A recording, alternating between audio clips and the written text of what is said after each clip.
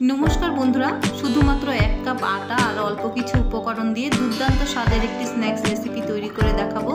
ताई भिडियोटी ना केटे सम्पूर्ण देखार अनुरोध रइल। प्रथमेई एकटा बोलेर मध्य किछुटा जल निये तार मध्य एकटा मिडियाम साइजेर आलू ग्रेट करे निচ্ছি। आलूटा आमी आगे थेकेई खोसा छाड़िये भालो करे धुए निয়েছিলাম।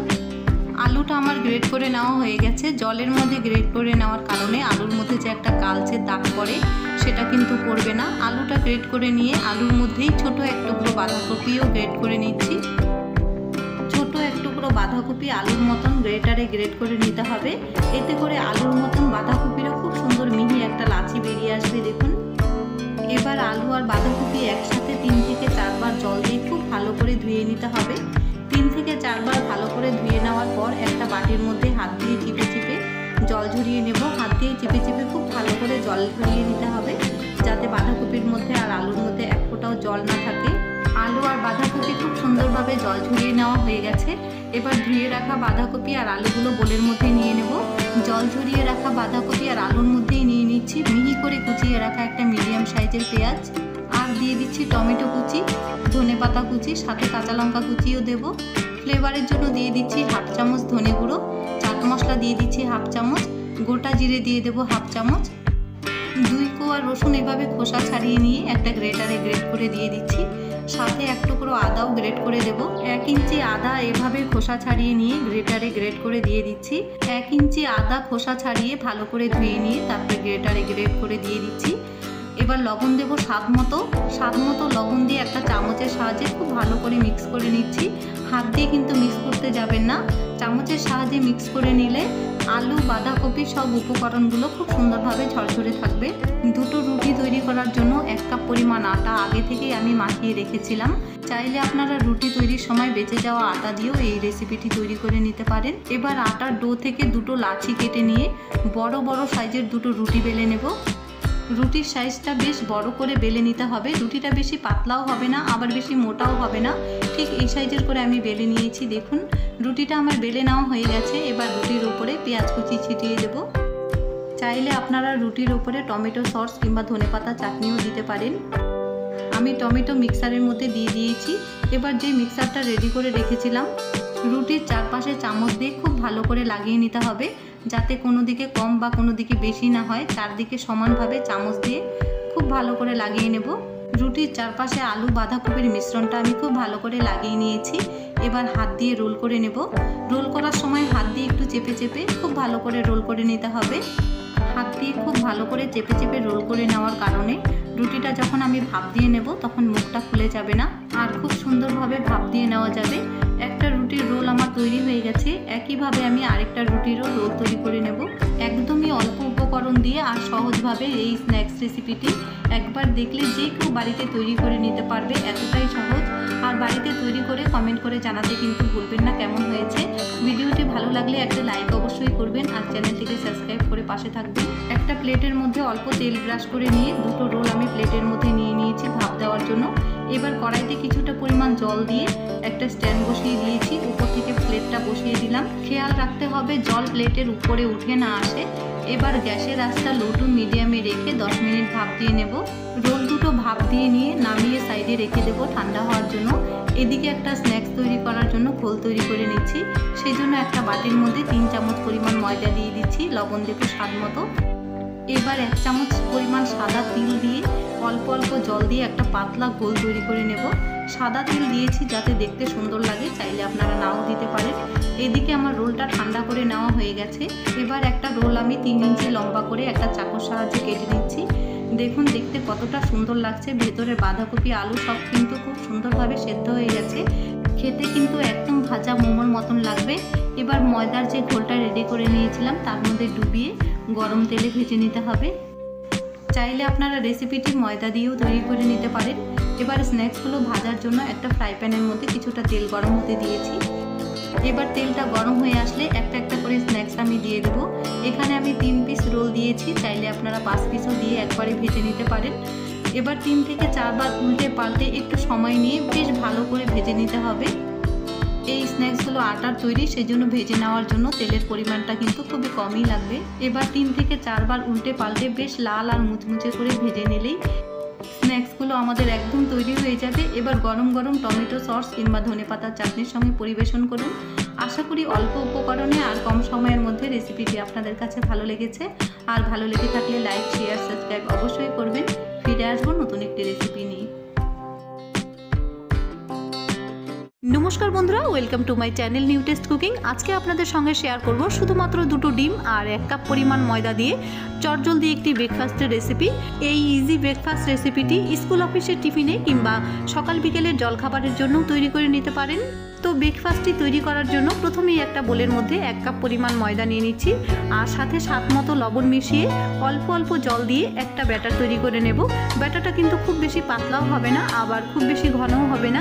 ভিডিওতে দেখে আপনারা বুঝতেই পারবেন। এর আগেও একটি ব্রেকফাস্টের রেসিপি আপনাদের সঙ্গে শেয়ার করেছিলাম। তো ভিডিওতে আপনারা অনেক ভালোবাসা দিয়েছেন, প্রায় 5 লাখের কাছাকাছি ভিউ গেছে। পুরনো ভিডিওটি আবার নতুন কন্টেন্টে আপনাদের সামনে নিয়ে এসেছি। আশা করি এই নতুন কন্টেন্টের রেসিপিটিও আপনাদের কাছে ভালো লাগবে।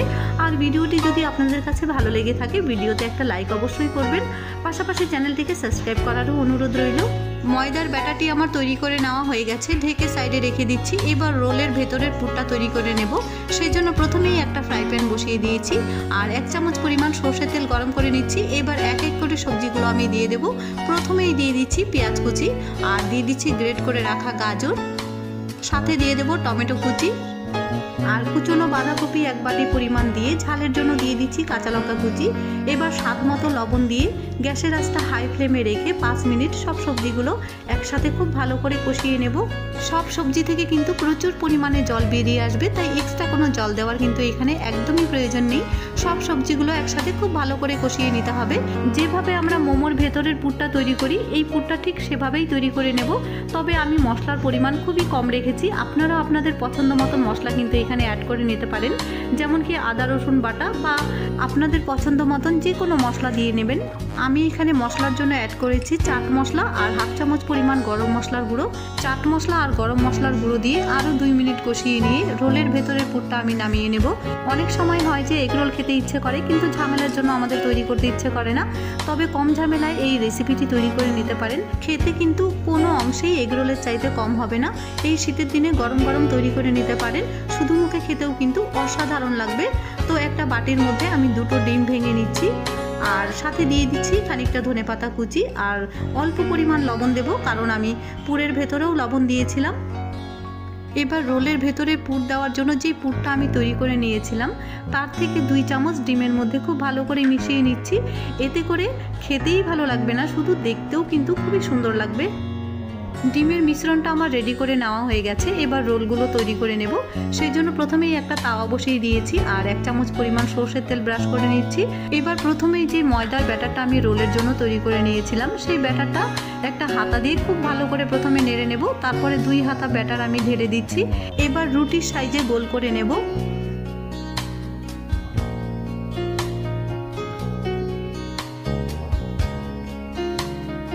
রুটিটা আমার একটা সাইড হয়ে গেছে, এবার উল্টে দিচ্ছি।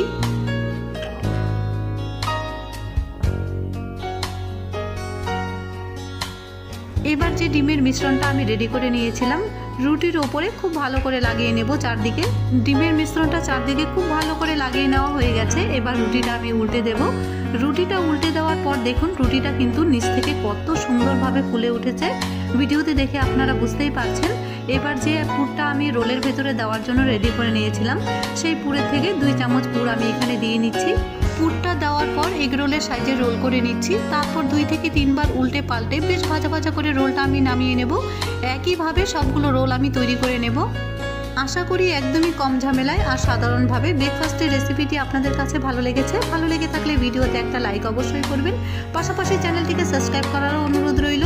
ফিরে আসবো নতুন একটি রেসিপি নিয়ে। নমস্কার বন্ধুরা, welcome to my channel new test cooking. আজকে একটি সহজভাবে ঝটপট নাস্তার রেসিপি আপনাদের সঙ্গে শেয়ার করব। এটি স্কুল অফিসের টিফিনে কিংবা বাড়িতে জলখাবারের জন্যও তৈরি করে নিতে পারেন।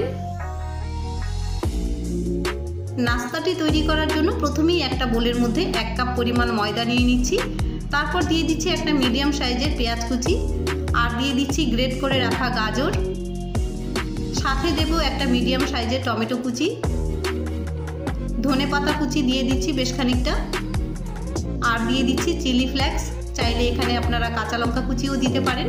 এবার লবণ দেব স্বাদ মতো, হাফ চামচ দিয়ে দিচ্ছি চাট মশলা আর হাফ চামচ দিয়ে দিচ্ছি গরম মশলার গুঁড়ো।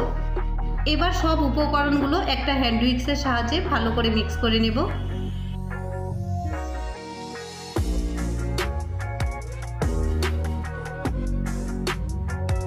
সব উপকরণগুলো একসাথে ভালো করে মিক্স করে নিয়ে দুটো ডিম ভেঙে দিচ্ছি।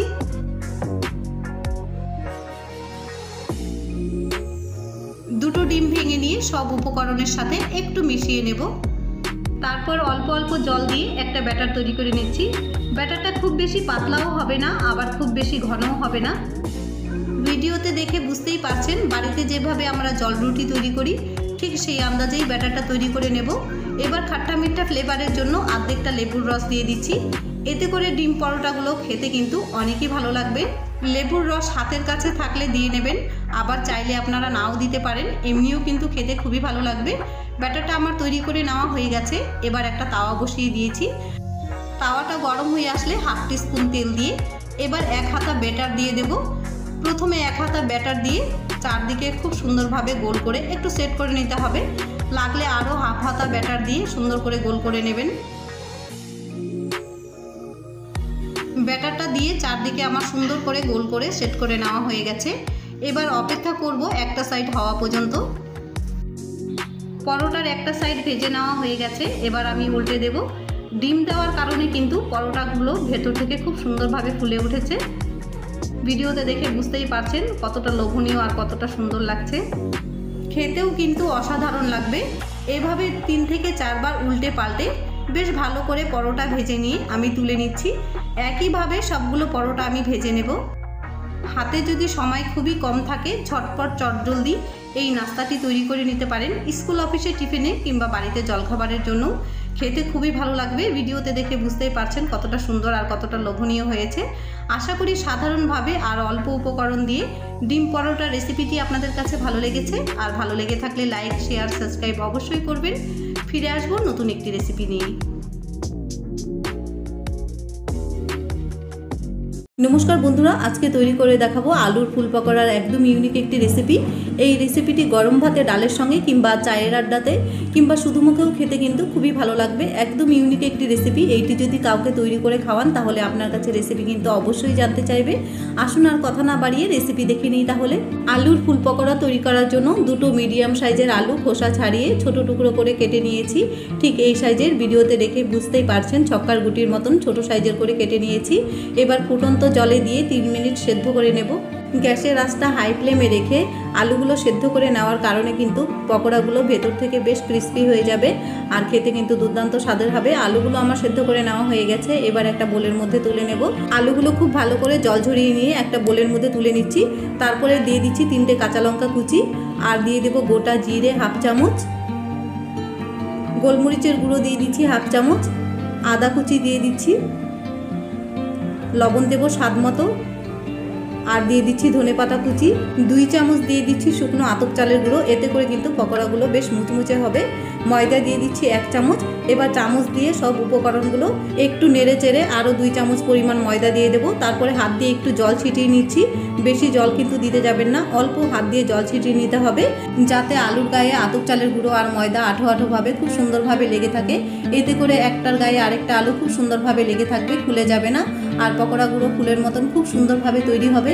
এবার একটা ছিদ্রযুক্ত হাতা বা লুচি ভাজা চামচের মধ্যে পকোড়াটা আমি সেট করে নেব। তারপরে গরম গরম তেলে ভেজে নিতে হবে। পকোড়াগুলো ভাজার জন্য একটা ফ্রাই প্যানের মধ্যে কিছুটা সাদা তেল আর সর্ষে তেল একসাথে গরম হতে দিয়েছি। এবার তেলটা যখন খুব ভালোভাবে গরম হয়ে আসবে একটা একটা করে আলুর ফুল পকোড়া আমি দিয়ে দেবো। গ্যাসের আঁচটা লো টু মিডিয়ামে রেখে পকোড়াগুলো ভেজে নিতে হবে। পকোড়ার একটা সাইড যখন হয়ে গেছে তখন একটা কাঁটা চামচ দিয়ে উল্টে দিচ্ছি। এভাবে 3 থেকে 4 বার উল্টে পাল্টে বেশ লাল আর বেশ মুচমুচে করে ভেজে নিতে হবে। পকোড়াগুলো বেশ লাল আর মুচমুচে করে ভেজে নিয়ে ধনেপাতা চাটনি কিংবা টমেটোর সসের সঙ্গে পরিবেশন করুন। দেখতে যতটা সুন্দর আর লোভনীয়, খেতে কিন্তু ততটাই ভালো লাগে।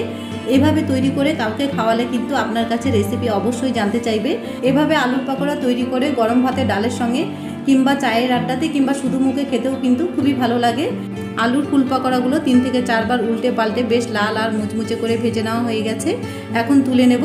আশা করি এই ইউনিক আলুর ফুল পকোড়া রেসিপিটি আপনাদের কাছে ভালো লেগেছে। আর ভালো লেগে থাকলে লাইক, শেয়ার, সাবস্ক্রাইব অবশ্যই করবেন। ফিরে আসবো নতুন একটি রেসিপি নিয়ে।